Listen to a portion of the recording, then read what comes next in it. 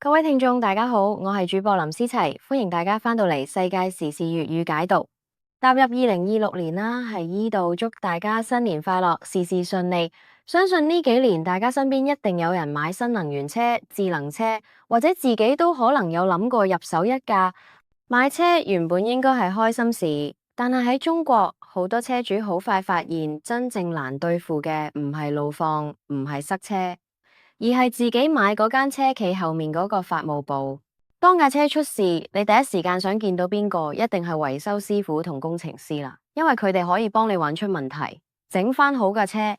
但係而家喺中國，好多時候你最先遇到嘅唔係技術人員，而係法律部、合約條款、律師函，甚至係網上輿論壓力。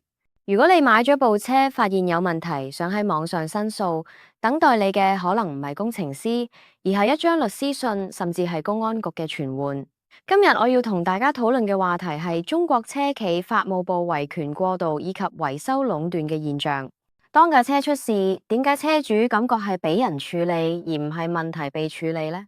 近年內地好多關於汽車嘅新聞，同一個畫面不斷重複，就係車主出問題、投訴、留言、上網爆料，結果對面第一時間出場嘅唔係技術總監，而係法務同公關。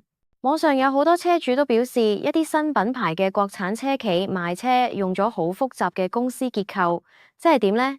就係 A 公司負責賣車收錢，B 公司負責交付，C 公司就負責運營同服務。出問題嘅時候，你去到法院，竟然要先搞清楚，我究竟係同邊間公司簽約，邊個先係真正要負責嘅人呢？呢個對一個普通消費者嚟講，簡直係一場折磨。你買車嘅時候，用手機啷兩下就搞掂，俾錢快，交車快，但一到維權，就變咗要喺幾間公司之間走嚟走去。更誇張嘅係，即使你只係喺網上講自己用車嘅真實經歷，都可能變成被起訴嘅理由。有報道就講到，有車評人、網紅，甚至係普通車主，因為講新能源車維修太貴，品質有問題，就被車企指控係惡意抹黑、有組織攻擊，然後要面對幾百萬嘅索償。你諗下，對一個打工仔、一個普通家庭嚟講，幾百萬人民幣嘅訴訟索償係咩概念呢？呢種做法其實有一個好清晰嘅作用，就係唔使真係打贏，只要嚇怕啲人就得啦。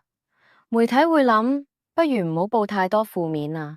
網紅會諗，講車可以講外觀、講配置，千祈唔好講安全、講缺陷。車主會諗，算啦，認衰，自己吞落肚，唔好搞到咁大單。法律本來應該係用嚟保護弱者、幫市民維權，結果就變成咗企業用嚟維護自己形象嘅工具。法務部唔再係協助解決問題嘅夥伴，而係一支專門用嚟對付投訴者嘅隊伍。維權變維穩，你唔再係客人，而係風險源頭。你提出問題，唔單止冇人多謝你提醒安全隱患，仲有機會變成被針對嘅對象。講完法務點樣對付人，跟住落嚟講下中國車企點樣封死維修呢條路。大家可以諗下，一架車最基本嘅權利係乜？就係你架車出咗問題，你可以自己揀邊度維修，可以揾信得過嘅師傅幫你搞。呢個係好基本嘅消費自由。但係喺中國，新一代能源車、智能車係慢慢將呢個自由收窄。有啲新聞講咧，有整車師傅幫人整電動車電池。最後唔係收錢鬆人，而係收錢之後俾人告，仲要坐監。有單案件係車主俾大約5000人民幣，請師傅幫佢維修電池，法院最後判佢非法修理關鍵部件，判刑半年。仲有報道講喺中國其他城市都有整車師傅因為拆電池、改動系統而被刑事處罰。你可以想象下，對班本嚟就係靠雙手揾食嘅維修師傅嚟講，呢個信號有幾大？第一，技術上越嚟越複雜，佢哋已經覺得難搞。第二，幫你整完仲分分鐘俾人告。到最後，好多街外整車師傅都唔會再接新能源車嘅單，因為法律風險太高。咁車主結果會點？一係返原廠整，俾高昂維修費；一係賭命揾唔怕事嘅師傅，但人哋其實都驚。除此之外，好多車企喺合同嘅保質條款寫明，喺非授權嘅情況下維修過架車就有機會失去架車嘅保固。咁樣一來一回，實際效果就係車主喺法律上冇膽去出邊車房整，維修師傅喺風險上又冇膽接呢啲車，咁嘅情況下，你焗住要返原廠整，原廠就變成唯一出口，價錢自然唔會平俾你。喺中國，好多新能源車買返嚟，實際上更似係租返嚟。你以為你係車主，其實你只係用家，真正話事嘅係車企後台伺服器同法務部。前面講嘅係法律同合同點樣限制車主同整車師傅，跟住落嚟講係國產電動車架車本身嘅設計點樣玩死一班車主同整車師傅。以前傳統燃油車嘅年代，大家會見到街邊好多車房，有啲零件拆落嚟，師傅可以慢慢研究，可以改裝。副廠零件好多，唔一定要用原廠。而家電動車、智能車係點呢？電池包到實。封死喺車底，要用升降台專用工具先可以拆。車上面幾十幾百個電子控制單元，全部要透過專用診斷軟件先可以進入系統。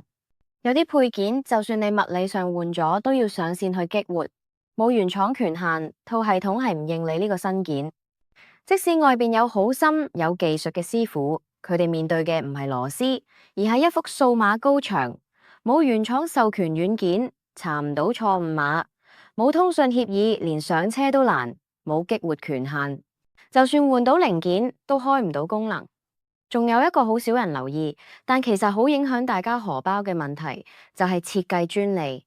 學界研究指出，車廠可以申請好多外觀設計專利，例如保險桿、車燈、鏡殼等等。幾時用呢啲專利，就係當副廠試圖生產替代件，幫車主壓低維修成本嗰陣。原廠可以話你侵權，你生產得越平，反而越容易被告。所以喺一啲國家立法者開始諗維修條款，即係話如果你係為咗維修而複製某啲外觀嘅配件，係可以喺一定範圍內豁免侵權，目的係保障消費者有選擇權，唔使俾原廠壟斷到死。但係喺中國，類似嘅維修條款仲未真正建立同普及。中國車廠嘅專利保護好強。副廠要生存，空間好窄，車主自然冇乜議價能力。講到呢度，有聽眾可能會問：咁啲外國車廠咪都係咁？特斯拉都好封閉喎。嚟緊我哋放眼海外，睇下人哋點處理維修權。喺歐美，近年有一個概念叫 Right to Repair， 即係維修權。呢個概念嘅邏輯係，消費者買咗產品，應該有權決定邊度維修，點樣維修。只要唔係用嚟犯罪，做維修嘅人就唔應該因為拆開架車而變犯法。所以有啲國家已經立咗法，要求車廠向獨立維修商公開基礎維修資料、診斷碼、技術手冊、零件編號，要喺合理條件下提供。車廠唔可以用技術封鎖完全壟斷維修市場。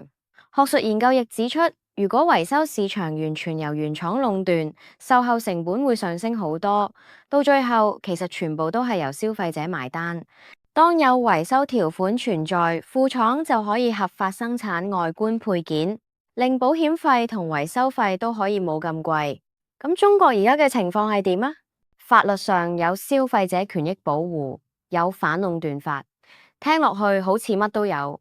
但係實務上喺新能源車維修資料公開、零件壟斷、技師風險呢啲層面上，乜制度咧同判例都仲好落後啊！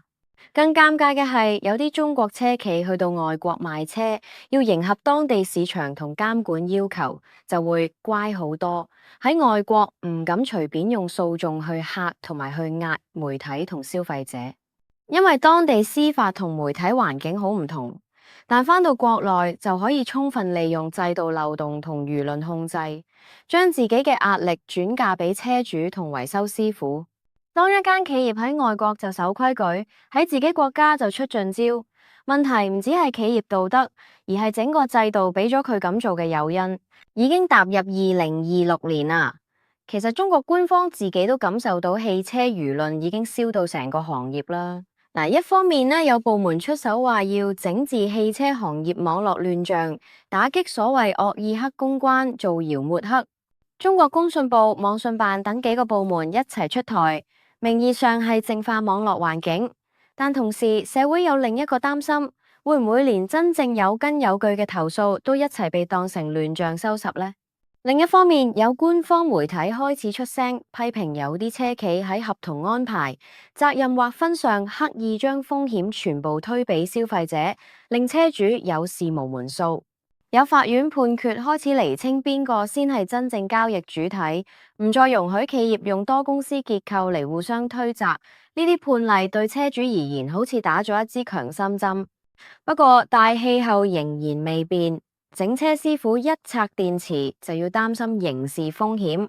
網紅講新能源車壞話要諗定俾律師費。車主維權要有心理準備，同一支專業法務隊鬥耐力、鬥成本。所以可以話而家係一個拉鋸期，一邊係越嚟越多車主覺醒，覺得我用自己錢買嘅車，點解維個修都要問你拎許可呢？另一邊係企業同部分部門依然習慣用維穩思維處理投訴，覺得先壓住聲音再講其他。最後，當一架汽車變成一個高度數碼化、可遠程控制嘅平台，車上面嘅軟件可以被鎖，零件可以被鎖，維修可以被鎖，咁你仲係唔係真正嘅車主？定只係一個長期租用者呢？當維修權被收窄，維修師傅被嚇走，將來邊個可以用合理嘅價錢幫幾億架車維修呢？呢個唔止係汽車問題，仲係勞工問題、產業結構問題，成個維修行業又會唔會慢慢萎縮？另外，當每一次指出缺陷都可能變成法律風險，媒體、網紅、師傅、車主都選擇沉默，創新仲有冇監督？安全仲有冇保障呢？冇批評就冇改進，冇維權就冇真正嘅安全。一個健康嘅汽車產業，從來都唔係靠法務部幫品牌跑生意，而係靠工程師肯承認缺陷，靠制度保障車主敢講真話，靠社會容得批評。當投訴變成威脅，當維修變成犯罪，輸嘅絕對唔止係一兩間車企，而係成個社會對公平同安全嘅信心。喺度多謝大家嘅收睇，我係主播林思齊，我哋下期世界時事粵語解讀再見。